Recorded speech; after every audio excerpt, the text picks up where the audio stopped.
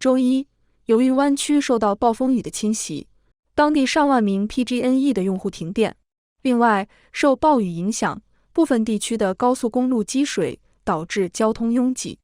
当日下午，最大的停电区域是在南湾，有超过18000名用户在黑暗中等待重新供电，直到下午4点45分才恢复了供电。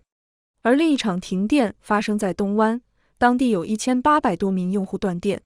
该公司表示，经确认后，变电站的设备故障是导致停电的原因。